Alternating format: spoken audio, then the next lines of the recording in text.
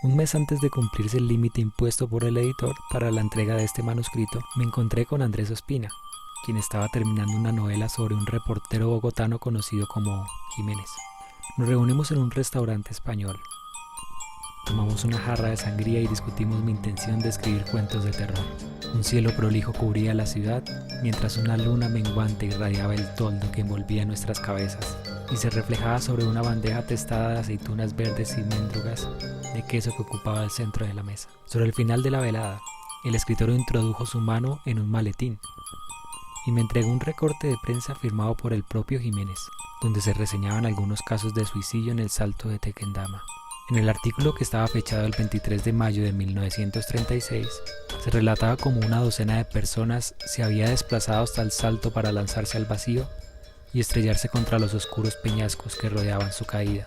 Al final del texto se describía el perfil de cada una de las víctimas, cuyas características resultaban semejantes. La mayoría eran hombres jóvenes, sin problemas económicos, y que llevaban una existencia tranquila, según sus familiares. Al comienzo, pensé que me enfrentaba a una curiosidad histórica, aunque algunos detalles llamaron mi atención.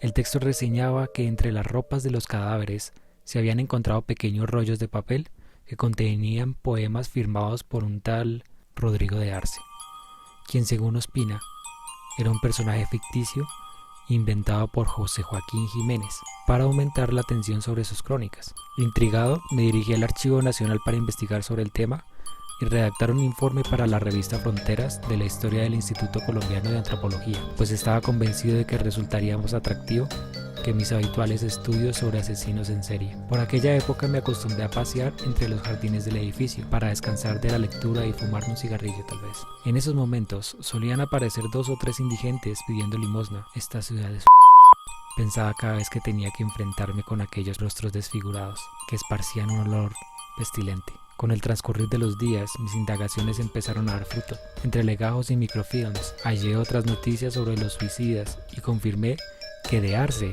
era una invención literaria de Jiménez, quien había ocultado los papeles entre los bolsillos de los muertos con la intención de proporcionar mayor dramatismo a sus historias y vender más ediciones del periódico en el que trabajaba. Sin embargo, mientras releía los versos noté que poseían un lenguaje distinto al utilizado en la mayoría de sus escritos. La poesía era densa, contenían expresiones en desuso y términos ocultistas. Tetragramatón, Ishtar e Hilandra son tan solo un pequeño ejemplo de las palabras que encontré entre sus párrafos. A pesar de estar convencido de que estas anomalías hacían parte de algún tipo de estrategia comercial de Jiménez, un extraño suceso me hizo cambiar de opinión. En televisión, los titulares anunciaban que un hombre se había suicidado en el Salto.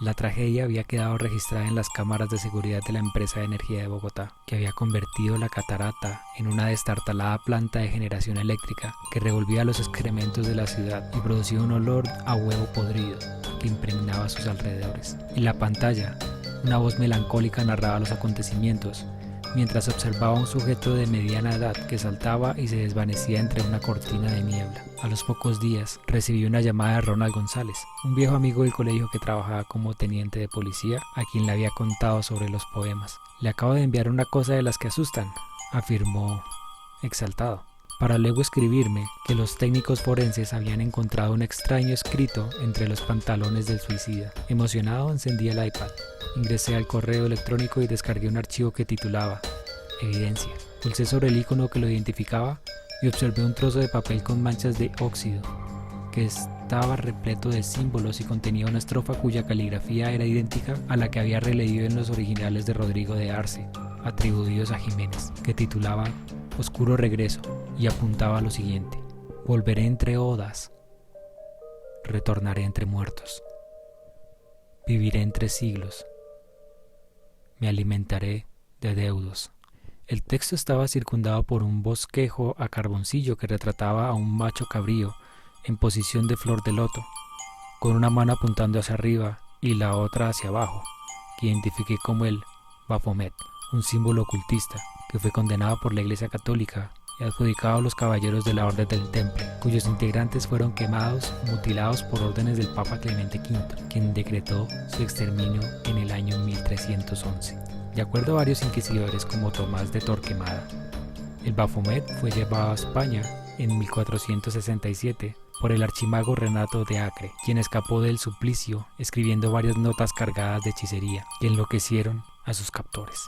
Los sacerdotes del Santo Oficio afirmaban que el necromante plasmaba sus conjuros en forma de garabatos que incitaban a la autoeliminación, sortilegios que no pudieron ser exorcizados, pues a pesar de que se le mantuvo recluido en las catacumbas de la Catedral de Burgos, escapó sin dejar rastro. Durante la elaboración de mi tesis doctoral, había revisado cientos de folios de la época colonial que estaban compuestos por millares de grafías sinuosas, entre las que recordaba haber leído un nombre similar. Con inquietud, me dirigí nuevamente a las instalaciones del Archivo Nacional, en cuyo costado tropecé con un pordiosero de barba poblada y cabello viscoso que balbuceaba algo similar a una moneda.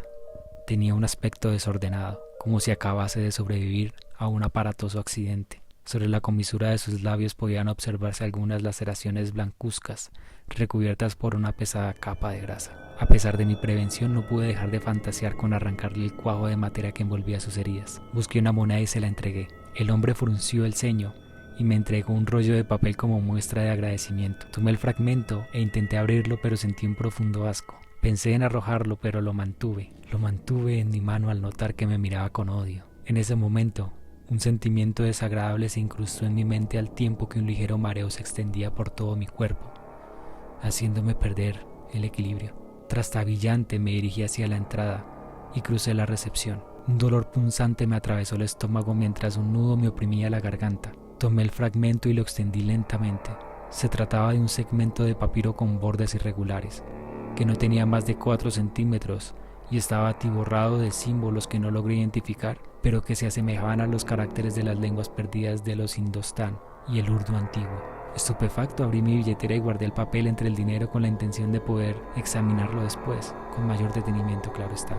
Deposité mi morral en un casillero y caminé hacia la sala de lectura. Al ingresar, pude observar a un grupo de investigadores y estudiantes que utilizaban varias máquinas que proyectaban cintas de microfilms en las que se retrataban docenas de folios incunables. Me acerqué al archivista y le solicité algunos tomos del fondo de censos que me entregaron de inmediato. Me senté frente a una mesa de roble y encontré algo sorprendente. Entre los legajos que recopilaban la correspondencia de 1681, los escribas españoles habían registrado la existencia de un extraño personaje llamado Renato de Arce, durante una epidemia de viruela que había devastado la provincia de Mompox. Según los cronistas, una ola de suicidios se había extendido por la región, afectando a españoles, africanos e indios. De Arce, quien estaba registrado como escribano y redactor de elegías, de origen peninsular y edad avanzada, residía cerca de las poblaciones de San Juan de Loba y San Calixto, que desaparecieron durante el siglo XVII bajo el azote de pestes e inundaciones. Aunque intenté ahondar en el asunto, me resultó imposible. Docenas de hojas estaban suprimidas y mutiladas, como si una fuerza extraña las hubiese arrancado desde tiempos inmemoriales. En ese momento, empecé a sentir como si mi intestino estuviese taponado por una especie de tumor y un cúmulo de pensamientos suicidas me invadieron la mente. Imaginé un mundo repleto de luz violácea, surcado por un firmamento de escarcha, que estaba cubierto por extraños emblemas que se contoneaban al ritmo de un remolino sanguinolento que comprimía el suelo como si estuviese compuesto de carne. Me froté los ojos y pensé que sufría un ataque de pánico. Llevé los documentos hasta el centro de copiado y traté de serenarme. En medio de las visiones me acerqué al encargado de la fotocopiadora, la única persona por la que sentía afecto en ese lugar. Se llamaba Cristian y llevaba años laborando entre el diminuto cubículo que estaba destinado al departamento de reprografía. Aunque parecía débil por su aspecto menudo, era un hombre valiente que batallaba con firmeza para ayudar a su pequeño hijo que estaba completamente paralizado debido a una extraña enfermedad.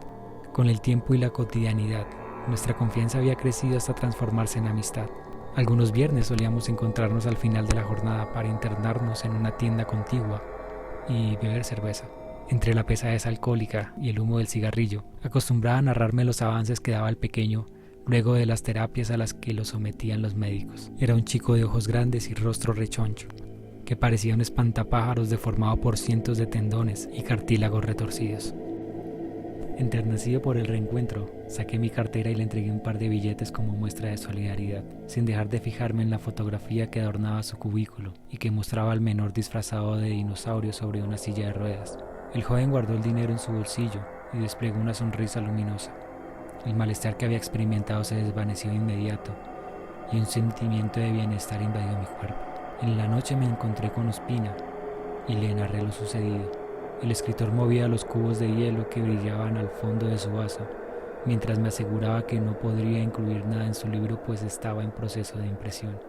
Adormecidos por la ginebra, conversamos y reímos, hasta que decidí mostrarle la copia de los documentos que había encontrado, pero al extender las hojas sobre la mesa descubrimos que estaban en blanco.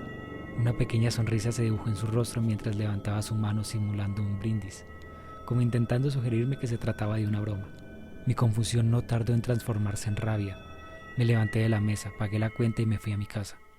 A la mañana siguiente me dirigí al archivo, pero la entrada estaba bloqueada por una cinta amarilla y un grupo de curiosos que se agolpaba formando un corrillo. Al otro lado, media docena de policías arrastraban un manojo de bolsas de basura. Pregunté al vigilante por lo sucedido. El muchacho del centro de copiado se suicidó, respondió apesadumbrado. Un pensamiento maldito me llevó a intuir que debía existir una relación entre su muerte y mis investigaciones. Perturbado busqué el papel que me había entregado el indigente, pero no lo encontré. Ahora estoy seguro de que debió entreverarse entre los billetes que le había regalado al operario. Volví a mi casa y llamé al teniente González. Lo que me contó me desquició por completo. Es lo peor que he visto, me dijo. El miserable se llamaba Cristian Mejía. Mató a su familia y luego se lanzó de cabeza desde la terraza del Archivo Nacional. Dejó una nota con un poema y unos dibujos. Parece que los firmó con el nombre de Rodrigo de Arce.